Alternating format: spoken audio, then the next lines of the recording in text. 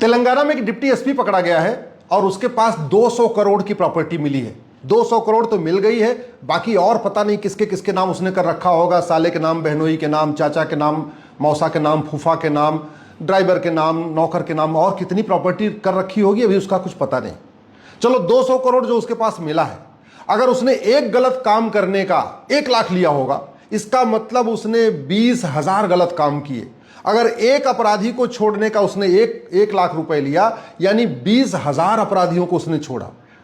नशा तस्करों को छोड़ा होगा, मानव तस्करों को छोड़ा होगा, अलगाववादियों को छोड़ा होगा, आतंकवादियों को छोड़ा होगा, जिहादियों को छोड़ा होगा, कट्टरपंथियों को छोड़ा होगा, भगवान जाने किसको किसको छोड़ा। लेकिन अगर ऑन एन एवरेज उसने 1 लाख रुपए लिया है तो 200 करोड़ का मतलब 20,000 अपराधियों को, आतंकवादियों को, अलगाववादियों को, भ्रष्टाचारियों को उसने छोड़ दिया।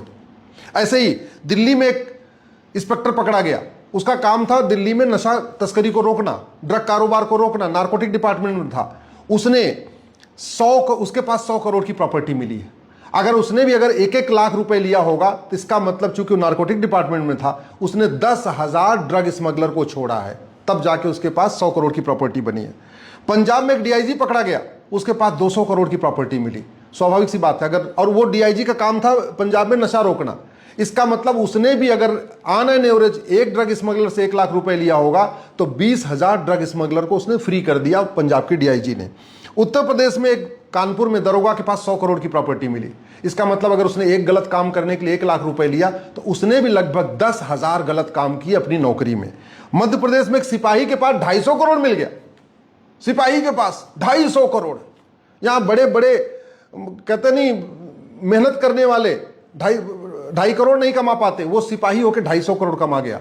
250 करोड़ का मतलब आप खुद समझ सकते हैं कि अगर उसने एक गलत काम के लिए 1 लाख रुपए लिया होगा तो 25,000 गलत काम किए होंगे। और जानते हैं सजा कितनी होगी? मुश्किल से 5 साल 6 साल। ये जितने भी हम नाम बता रहे हैं, न इनकी 100% प्रॉपर्टी जब्त होगी, न इनकी सिटीजनशिप खत्म होगी, न इनको चीन की तरीके फांसी होगी, न इनको सिंगापुर की तरीके फांसी होगी, न इनको इजराइल के तरीके आजीवन कारावास होगा, न अमेरिका के तरीके आजीवन कारावास होगा। सिंपल इनको 3 से 7 साल की सजा होगी। यह है भारत का घटिया कानून। सवाल यह है कि भारत की पुलिस इतनी लुटेरी क्यों है? भारत में की पुलिस वाले इतने मालामाल क्यों हो जाते हैं? अमेरिका, जापान, सिंगापुर की पुलिस तो इतना मालामाल नहीं होते। भारत के पुलिस वालों के पास 100-100 करोड़, 150 करोड़, 200 करोड़ क्यों मिल जाता है?